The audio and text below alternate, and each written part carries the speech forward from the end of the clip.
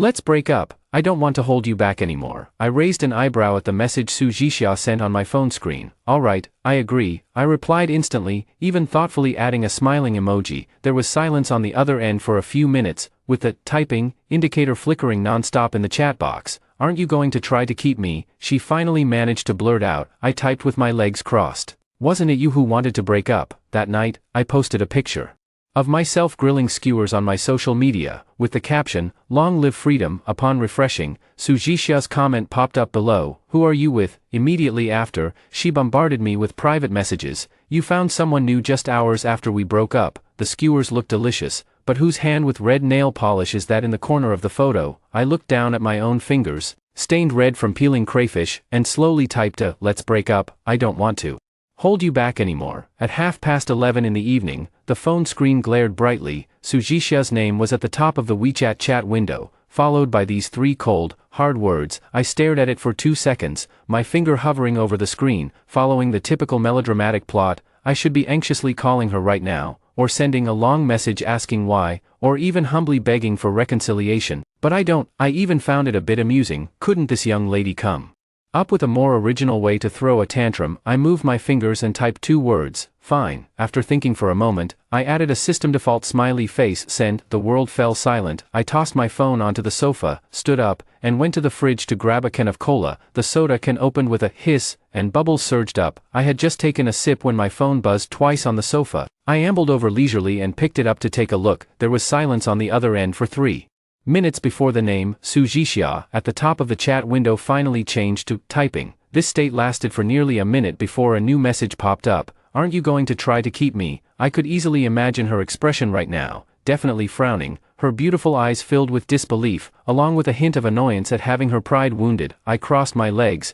leaned back into the sofa, and typed. Wasn't it you who wanted to break up? Send. This time, the typing indicator on the other side flashed even more urgently, almost like a twitch, but no new message came for a long while. I waited a bit, but there was no movement. I simply muted my phone, tossed it aside, turned on the TV, and casually found a gaming livestream to watch. The cola was finished, and a team fight in the livestream had just ended. I glanced at my phone. The screen was as quiet as a chicken. Alright. It seemed this time they were serious. That faint, indescribable feeling in my heart was quickly overshadowed by a sense of, whatever happens, happens ease. After a year together, I've pretty much figured out Su Jixia's personality: proud, strong-willed, keeps her thoughts deeply hidden, and frequently resorts to cold wars, making me guess. If I guess wrong, she gives me the cold shoulder. I'm tired. Break up then. No one is indispensable to anyone else. I slept until noon, waking up from hunger. Grabbing my phone to check the time, I instinctively opened WeChat. Su Jixia's profile picture lay there quietly, with no new messages, no updates on the Moments feed either. Good. I stretched lazily and dialed a call to my good buddy Zhou. What's up? Zhou's voice came through amidst the noise. Probably out having fun somewhere. I'm hungry, let's go get some skewers. Same place as always. Yo. Zhou grinned mischievously. Did Miss Su grant you a special favor today and let you out? We broke up, I said calmly. What? The noise on Zhou's end quieted down a bit, as if he had walked to a quieter spot. Say that again. Who did you break up with? Su Jixia. About last night. I scratched my head. No need for chit-chat. Are you coming or not? Coming. Of course I'm coming. Wait for me. Bro will be right there. Tonight, we won't leave until we're drunk. Oh wait, you don't drink, so we'll just stuff ourselves with skewers. Half an hour later, Zhou and I were sitting at our usual barbecue stall, the scent of charcoal mixed with spices, the noisy chatter of people, and ice-cold soda. This is what life is all about. Zhou was devouring lamb skewers while glancing at me. Really broke up? Why? Did you cheat? Cheat your head? I rolled my eyes at him. She was the one who brought it up. Did you agree? Otherwise, cling to her leg and cry. Zhou smacked his lips. Not bad, Shenyan, pretty decisive. I thought you'd be down for a few days. What's there to be down about? I picked up a skewer of sizzling pork belly and took a bite.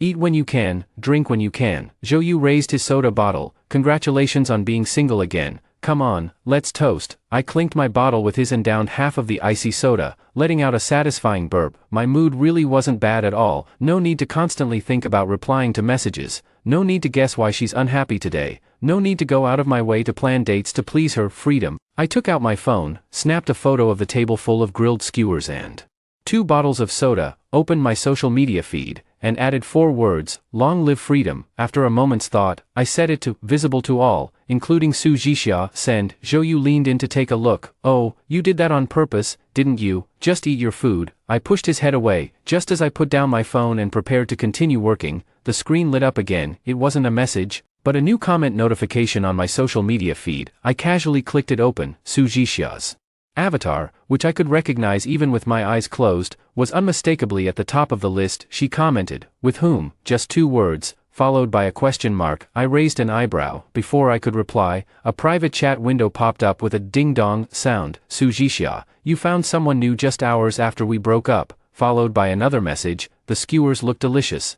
Whose hand with the red nail polish is in the corner of the photo?" I was taken aback. I looked down at my own hand holding the grilled chicken wing. To be precise, it was a glance at the fingers. Just now, I had peeled several spicy crayfish, and the juices were dripping everywhere. The pads of my right thumb and index finger, as well as the gaps under my nails, were inevitably stained with a bright red oily residue. Under the light, it really looked a bit like nail polish. I fell silent for a few seconds, slowly raising my hand. I took a close-up photo of those 2 fingers covered in red oil. Then, I opened the chat with Su Jixia and sent the photo over, followed by a genuinely sincere question mark. Send. I could already imagine her expression when she saw the photo. Sure enough, the typing indicator on the other side started flashing frantically again, but this time, it lasted even longer, so long that Zhou Yu and I finished off the remaining skewers on the table, ordered 2 more bottles of soda, and still not a single word had been sent. Zhou Yu, with a toothpick in his mouth, mumbled, "What are you looking at? Did Su Jixia contact you?" Again. I turned my phone screen toward him, showing him the photo of the chili oil-stained fingers and the lonely question mark, asking which new manicure lover I'm out having fun with. Zhou Yu stared at the photo for 2 seconds, then looked up at my pitiful fingers. Pfft. He spat out his soda in one go, coughing so hard it shook the heavens. "Ha ha ha, damn, Shenyan, you're really something, ha ha ha. Manicure lover, chili oil fingers, Su Jixia is probably going to lose her mind." I calmly took a tissue to wipe my hands. It's her own poor eyesight, can't blame me. Zhou Yu and I parted ways, each taking a taxi home, and Su Jixia never replied to my message again. The comment, "with whom," on the moment's post had also been deleted by her at some point. As if nothing had happened, after taking a shower, I lay in bed scrolling through my phone. My finger slid over the WeChat list. Unconsciously stopping on that familiar profile picture, I tapped it open, then closed it again, over and over again. Finally, I tossed my phone onto the nightstand, turned off the light, and went to sleep. Whether you reply or not, it's up to you. I worked overtime until 9 in the evening, and I was the only one left in the office. My stomach growled with hunger, so I packed up my things and headed downstairs to grab a quick bite. The elevator descended to the first floor, and the doors opened. I bumped right into someone. Su Jixia. She must have just finished working overtime, dressed in a sharp outfit, wearing stiletto heels, and carrying a laptop bag in her hand. Her makeup was flawless, but there was an unmistakable weariness between her brows. When she saw me, her steps halted, her expression instantly turned cold, and her eyes seemed to carry a chill. I was also taken aback for a moment. "Didn't expect to run into you here. Her company is 3 blocks away, and I've never seen her in this building before." The air froze for a few seconds. Neither of us spoke. I shifted slightly, signaling for her to enter the elevator first or for me to step out. She didn't move, just stared at me coldly. I was getting a bit annoyed by the way she was looking at me. "We've already broken up, so who are you putting on this face for?" I couldn't be bothered to step aside again, so I lifted my foot and walked straight out. Just as we passed each other, I heard her say in an extremely soft, almost gritted teeth tone, "Shenyan, you bastard." The voice was low, carrying a barely perceptible tremor. I paused mid-step and turned to look at her. She had already hurried into the elevator, her back to me, leaving me with only a view of her retreating figure. The elevator doors slowly closed, cutting off her figure. I stood there, the inexplicable anger in my heart flaring up even more fiercely. "I'm a jerk. How am I a jerk? Agreeing to break up makes me a scoundrel." She proposed the breakup. I agreed readily, without any entanglement or slander, and now it's my fault. This woman is simply unreasonable. In the evening, I went to buy cigarettes at the convenience store by the entrance of the residential complex. Just after paying and turning around, I almost bumped into someone. Su Jixia. She was holding a bottle of mineral water, standing in front of the checkout counter, as if she had just finished paying as well. What a coincidence. She spoke first, her voice dry. "Qiao." I looked at her. "You live in the west of the city, yet you come all the way to the east to buy things at a convenience store. Did The store open a branch here, or did you move? Her expression stiffened for a moment before she lifted her chin. I can go wherever I want, what's it to you? None of my business. I walked past her. Step aside, don't block the way. Shenyan, she called out from behind me. I didn't stop. Who was that? Her voice caught up to me, tinged with urgency. The one you were having barbecue with that day. I stopped walking and turned to look at her, under the stark white lights of the convenience store. She was clutching the water bottle tightly, her knuckles turning white. Her face showed no expression, but her eyes held a stubborn determination to get an answer. I found it particularly pointless. Sujishia. I walked back to her, keeping an arm's length between us. We broke up, remember? She pursed her lips and said nothing. It's my freedom to decide who I have meals with and who I spend time with. I said word by word. Similarly, whether you eat spicy food, where you live, or which convenience store you go to has nothing to do with me. So, stop doing these pointless things. You were the one who initiated the breakup, so don't bother me anymore. After saying that, I didn't look at her expression again and turned to leave the convenience store. The night breeze blew, clearing my mind a little. What on earth does she want? Regretting it? Not likely. With her pride, even if she regrets it, she'd rather suffer in silence, getting back at me, because I agreed to break up too readily, hurting her pride. Or does she think I cheated and is looking for evidence? Thinking about the last possibility, I almost want to laugh. The project team is having a dinner gathering at a music-themed restaurant. The atmosphere is nice, with a live singer and dim lighting, perfect for relaxing. Since I had to drive, I only drank some non-alcoholic beverages, listening to my colleagues howling like wolves. I got a bit bored and took out my phone to scroll aimlessly. Zhou sent a WeChat message. What are you up to? Come out and have fun, I replied. Company dinner, listening to the howling. Zhou, send me your location, I'm nearby, I'll come find you to hang out for a bit. I sent him the location. 20 minutes later, Zhou's flamboyant figure appeared at the door. He looked around, spotted me, and walked over with a grin. Hey, Shenyan, living the good life, huh? He plopped down next to me and took a sip of the drink in front of me. What are you doing here? Don't. You need to keep your sisters company. I gave him a sidelong glance. Sisters are nowhere near as important as brothers. Zhou threw an arm around my shoulder. Spit it out. This afternoon, I saw Sujishia. My fingers paused for a moment, my expression unchanged. So, she's with a guy at the cafe next to your company. By the window, Zhou observed my expression. They seem quite engrossed in conversation. The guy looks decent on the surface, but you can tell at a glance he's no good. I let out an oh, picked up my cup, and took another sip of my drink. It was sweet, a bit too cloying. Is that all the reaction you have? Zhou widened his eyes. What else should I do? I put down my cup. I have nothing to do with her anymore. Who she dates has nothing to do with me. That may be true, but, Zhou scratched his head. I just feel like Sujishia isn't the type to immediately find someone else after a breakup, and that guy, he looks a bit familiar, but I can't quite remember where I've seen him. I didn't respond, yet, uncontrollably, some images flashed through my mind. Around the time Sujishia brought up breaking up, something did seem a bit off. She replied to messages slower and slower, and sometimes when I called, she said she was busy and hung up in a hurry. When I tried to make plans with her on weekends, she always had an excuse. I didn't think much of it at the time, but now, piecing it all together, it doesn't hurt, but that subtle, unfamiliar sense of sourness is quite uncomfortable.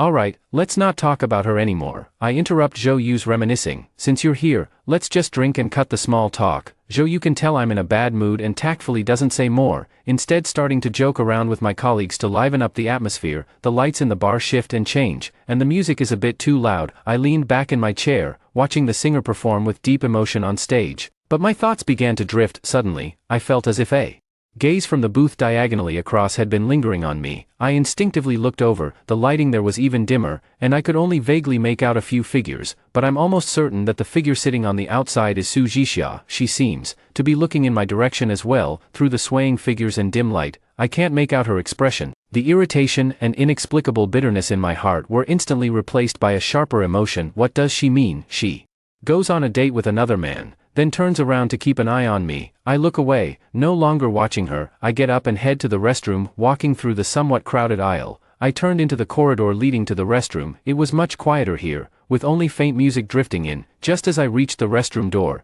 the emergency exit beside it suddenly swung open. Sujishia stepped out from inside. We came face to face in the narrow hallway. Her face was pale, her lips pressed together until they turned white, but her eyes were frighteningly bright, staring straight at me. Something wrong? I spoke first, my tone cold. She didn't say a word, taking 2 steps forward to close the distance between us. I could smell the faint scent of perfume on her, still the same one she always wore. I used to find it pleasant, but now it just feels a bit pungent. Shenyan, her voice was a bit hoarse. Don't you have anything to explain to me? Explain what? I found it amusing.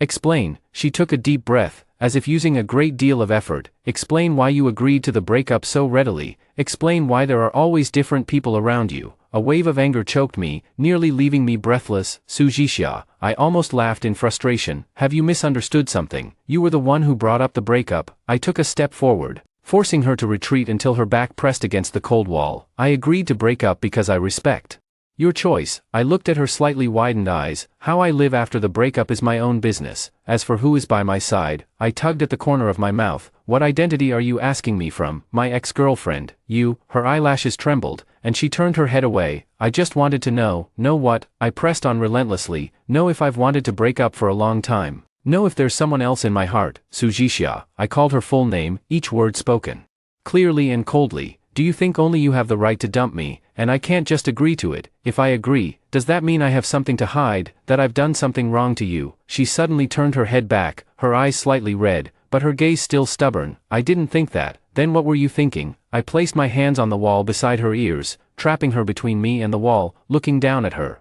Tell me yourself, what were you busy with before the breakup? Who were you with? It took forever for you to reply to a message, and you always made excuses when I tried to make plans on weekends. And now you're turning the tables and coming to question me. I sneered. Miss Sue, playing double standards isn't how you do it. She seemed stunned by my sudden outburst and barrage of questions, staring at me blankly, her mouth opening but no sound coming out. The corridor was so quiet that only the sound of our breathing could be heard, the faint fragrance on her mixed with the scent of smoke and alcohol that might have clung to me, creating an eerie atmosphere. From this close, I could see the fine red veins in her eyes, and a hint of panic that she hadn't had time to hide. My heart skipped a beat, but then, a deeper sense of irritation surged within me. What am I doing, arguing with her about the past here, like some resentful husband? So boring. I withdrew my hand, straightened up, and stepped back. Forget it. I wiped my face, my tone weary. It's all in the past, think whatever you want. With that, I stopped looking at her, turned around, pushed open the bathroom door, and walked in. The cold water splashed on my face,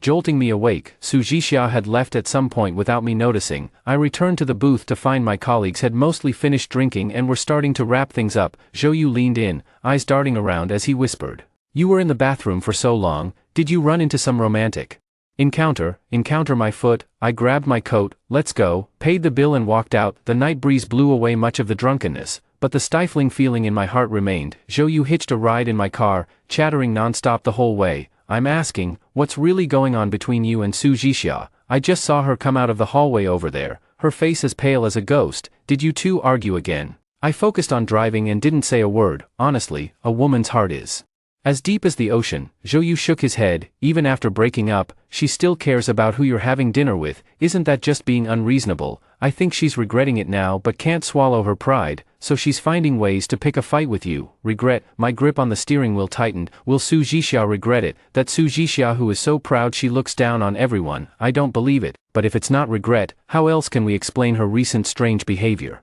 Speaking of which, Zhou stroked his chin. I always feel something is off.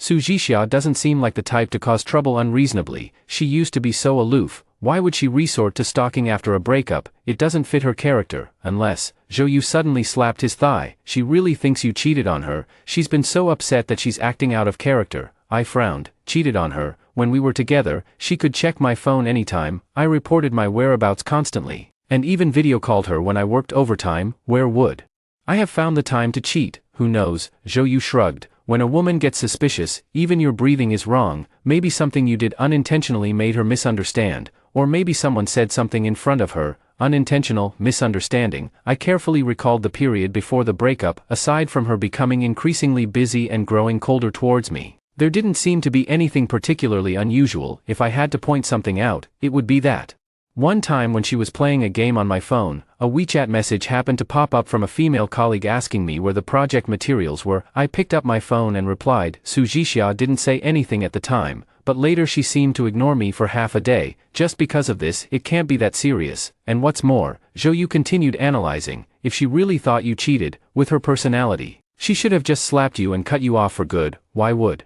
it be like this now, feeling wronged by you, yet still unable to resist getting close? He stroked his chin, his expression turning a bit lecherous. This behavior, it really seems like love turning to hate, hate turning to fear, and fear turning to clinginess. Get lost. I was disgusted by his lousy description. Su Zhixia's recent behavior did indeed carry a sense of awkwardness, as if wanting to get closer, yet unable to swallow their pride, wanting to question, yet lacking the standing to do so they could only resort to childish, even somewhat ridiculous actions, to make their presence known. To test my reaction, over the weekend, I was called back home by a phone call from my mom. As soon as I walked in, I could sense something was off. My dad was sitting on the sofa reading the newspaper. When he saw me, he glanced over the top of his reading glasses but didn't say a word. My mom was busy in the kitchen. Hearing the commotion, she poked her head out with a smile on her face, though her eyes held a hint of worry. "You're back. Go wash your hands, dinner's almost ready." "Oh," I responded and went to wash my hands. At the dinner table, my mom kept putting food on my plate. "Eat more, you've been busy with work lately, right? You've lost weight." "It's okay, not too busy." I kept my head down and ate.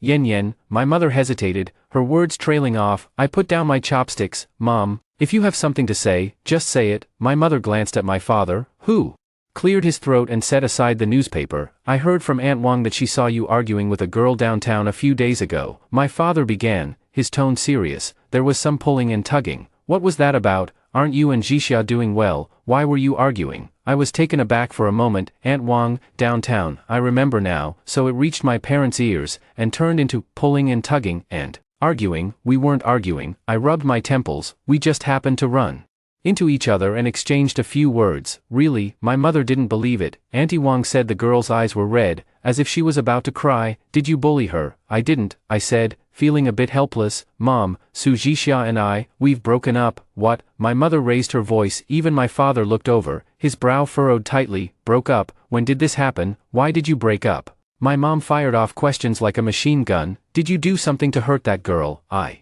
knew it would be like this. In the eyes of elders, is breaking up always the man's fault? It was Su Zhixia who proposed the breakup. I said as calmly as possible. "I agreed, that's all." When the girl mentioned breaking up, "You just agreed." My mom wore an expression that said, "Are you stupid? You must have said or done something wrong to upset her." When a girl talks about breaking up, it's just anger talking. She wants you to comfort her. How could you take it seriously? "Exactly," my dad chimed in. "Zhixia is such a good kid, sensible, polite, and with a great job. How could you not appreciate her?" Watching them tag team like this, my headache grew even worse. "Dad, Mom, relationships aren't as simple as you think." I tried to explain. "We might just not be that compatible." "What's not appropriate about it?" My mom interrupted me. "I think it's perfectly suitable. You're just too stubborn and don't know how to sweet-talk someone. Listen to your mom. Go apologize to Zhixia." He coax her properly, and quickly win her back. "I'm not going." I refused outright. "You stubborn child." My mom grew anxious. All right, my dad mediated. "Let's eat first, and we'll talk about it after the meal." This meal was eaten without tasting a thing. After finishing the meal, my father called me into the study. "Really broke up?" he asked. No chance of reconciliation." I paused for a moment. "She's the one who doesn't want to continue." My dad looked at me for a while and sighed. "Young people's matters, handle them yourselves. But that child Zhixia, I think she's a good one. If you still like her, go clear up any misunderstandings. If you don't like her anymore, don't drag things out either." I know. After leaving home, I felt even more restless on the drive home. While waiting at a red light, I instinctively opened WeChat. My finger hovered over Su Zhixia's profile picture for a few seconds. Her WeChat Moments background was still the photo we took together skiing last winter. Both of us were bundled up like snowballs, only our eyes visible, grinning like fools. Back then, everything seemed just right. The light turned green, the car behind honked impatiently. I snapped back to reality, turned off the screen, and stepped on the gas. It's all in the past. Monday at work, after a long project meeting, I returned to my desk, rubbing my temples. The phone vibrated once. It was a message from Su Zhixia. A picture. I opened it. It was a photo of a cup of coffee, the background suggesting a cafe. Next to the coffee cup lay an open book, one corner of a page folded over, with a few lines drawn on it in pen. The key point is, the way the pages are folded, and the habit of drawing lines with a pen, are exactly the same as mine. I frowned and typed, "Su Zhixia, your book, you left it at my place." I thought about it, and it seemed like I had left a few books at her place that I never took back. "Please send it to the company when you have time, or leave it at the property management office." And I'll pick it up, you know the address, I replied. Sujishia, I'm not available, come get it yourself. Me, then just throw it away. Sujishia, there are still your notes inside. Me, it doesn't matter. The other side shows, typing. After typing for a long time, sends over a message, are you free tonight? I'll bring it over to you. I stared at that sentence for a few seconds. No need, I'll get it myself. Time and place, Sujishia, after work, at the cafe downstairs. From your company, the same one where you had coffee with your female colleague last time. Me, wait, I suddenly remembered what Zhou had said earlier. I saw Sujishia this afternoon. She was with a man in a cafe. That man, he looked somewhat familiar. A vague guess surfaced in my mind. Me, before, did you happen to see me at the cafe next to my company? This time, Sujishia replied quickly, yes. You and that long-haired woman were having a very pleasant conversation. I remember now. Last month, for a collaboration project, I met with a female project manager from the other company at a cafe. We talked for about an hour or so. That manager indeed had long hair and a cheerful personality. We did have a pleasant conversation, purely work-related. So, Sujishia broke up with me without even asking. Just because of this of me, that was work. Sujishia, work needs to be discussed in a cafe. And sitting by the window, I was almost laughing in anger. Sujishia, are you questioning me? From what position, even if it's not work-related, is it illegal for me to have coffee with someone of the opposite sex at a cafe? Did I break some divine law? Weren't you also constantly busy and unavailable on weekends during the period before you brought up the breakup? Who were you with? What were you doing? Did I ever question you about it? I sent this message over. There was no reply from the other side for a long time. Just when I thought she wouldn't reply, my phone vibrated again. Sujishia, so, is that why you agreed to break up so readily? Sujishia, you think I cheated, so you let go without hesitation, right? Do you think I'm that kind of person? I stared at these two lines, stunned. What kind of logic is this? How did we go around in circles and end up with it being my fault again? Me, Sujishia, be reasonable. You were the one who brought up the breakup. Sujishia, that's because I saw you with another woman. Sujishia, I thought you didn't want to continue. I thought you had fallen for someone else. Sujishia, I suggested breaking up to test you. I thought you would explain, that you would try to keep me. Sujishia, but you didn't. You replied so quickly, you even posted on social media to celebrate. Sujishia, Shenyan, do you even have a heart anymore? A barrage of messages came crashing down like bombs. I stared at the words on the screen, filled with grievances and accusations, my mind a bit dazed. So, was it all a misunderstanding? I leaned back in my chair, looked up at the ceiling, and let out a long sigh. So, all the recent odd behavior, the stalking, the questioning, the awkwardness, were because she felt I had wronged her first. The phone vibrated again. Sujishia, hurry up and say something. I picked up my phone and typed, after work, at the cafe, let's talk in person. Pushing the door open, I immediately spotted Sujishia by the window. In front of her sat a cup of coffee, already cold and untouched. She held a book in her hands. It was mine, but her eyes weren't on the pages. Instead, she was gazing out the window. Her profile, bathed in the twilight glow, looked somewhat pale and weary. I walked over and pulled out the chair opposite her.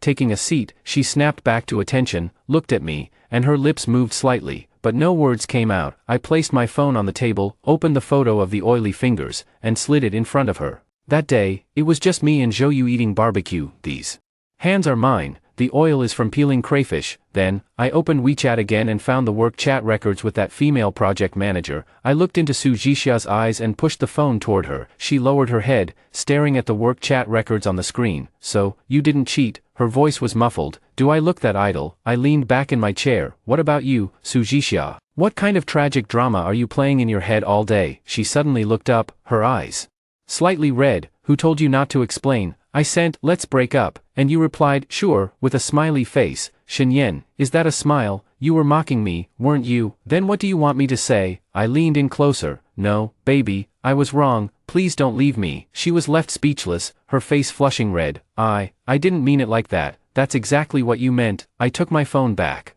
You see one photo, spin an entire 80-episode tragic drama in your head, and sentence me to death without a second thought. Sujishia, am I really so unworthy of your trust in your heart? And what about you? She shot back defiantly, her voice tinged with deeper hurt. When you saw how busy I was, didn't you doubt me too? Otherwise, why would you have agreed so readily? And in the days before I brought up the breakup, I was working overtime every night until late. I was just meeting a client at this cafe to discuss a contract, right next to your office, and you suspected I was cheating. Every time I stepped out and saw the lights in your company's building across the street, I'd think about finishing up quickly so I could maybe see you, and what happened instead? I saw you sitting by the window, laughing and chatting with another woman. Tell me, how could I not be angry and give you the cold shoulder? She spoke faster and faster, tears welling up in her eyes. I've been so busy I can hardly catch my breath. After dealing with clients, I still have to force myself to stay energetic, just so you wouldn't notice how tired I was and worry. But what about you? You were laughing and chatting with another woman, and you started replying to my messages slower.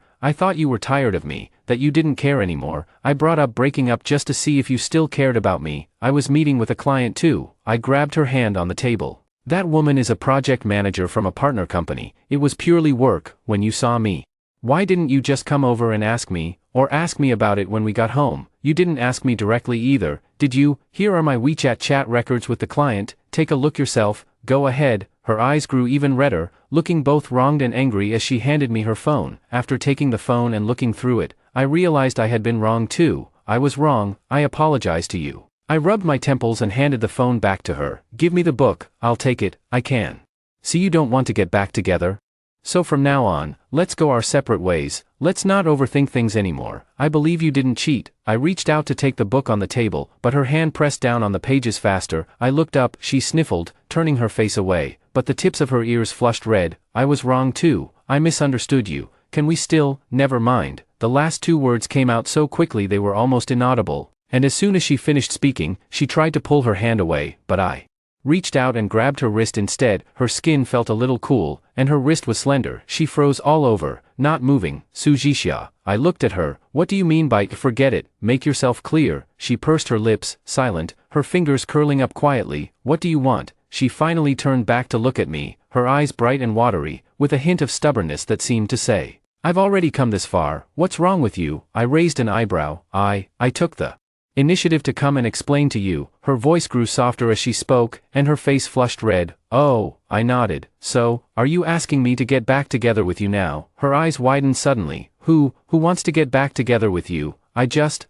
don't want you to misunderstand me. Don't want to misunderstand. And then what? I pressed further. The misunderstanding is cleared up, and then what? She fell silent again, just biting her lower lip, her fingers unconsciously picking at the pages of my book. Looking at her like this, I felt a bit like laughing. Sujishia. I softened my voice, rubbing the inside of her wrist with my fingertip. Now I'm giving you two choices. Her ears twitched, but she didn't look up. Option 1. You give me the book now. I turn around and leave, and from now on we act like strangers who never knew each other. Her fingers tightened. Option 2. I said playfully, drawing out my words. You apologize to me for your unreasonable behavior, your baseless suspicions, and for unilaterally sentencing me to death. Then, we start over, but this time, we'll have to sign a supplementary agreement. She finally looked up at me, her eyes filled with suspicion. What agreement? First, from now on, if there's something to discuss, we discuss it directly. No cold wars, no playing guess what I'm thinking. Second, no casually mentioning breaking up unless you really don't want to be together anymore. Third, I looked at her. If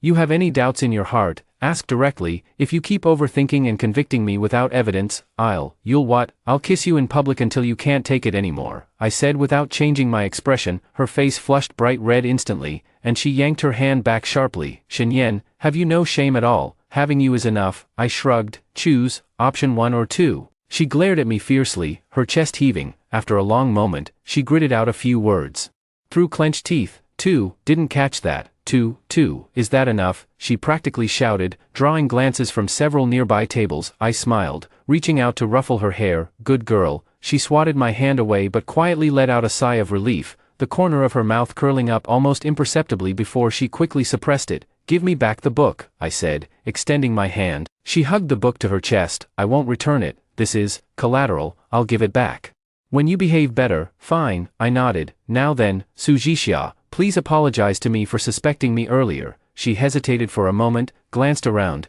and quickly whispered, I'm sorry, I didn't hear that clearly. Don't push your luck, Shenyan. I smiled as I looked at her. She took a deep breath, closed her eyes, and declared loudly, as if facing death with resolve, I'm sorry, it's my fault. I shouldn't have doubted you without reason. I shouldn't have distrusted you. I shouldn't have brought up breaking up. Are you satisfied now? The entire cafe fell silent for a moment. I nodded with satisfaction. She angrily kicked me under the table. Why aren't you apologizing to me? I shouted even louder. I'm sorry, Sujishia, it's my fault. I shouldn't have doubted you without reason, I shouldn't have distrusted you either. Good, very spirited. The customers nearby clapped and cheered. From then on, she turned into a Yandra, clinging to me all the time, wanting to take up all my free time for herself. She had picked up a theory from somewhere, believing that only the ox can be worked to death, but the land can never be overworked, and decided to put it into practice, ensuring that this ox of mine had no energy to wander around other fields. My nightlife became unusually regular and fulfilling, so busy that I need an alarm clock to ring repeatedly in the morning to get up.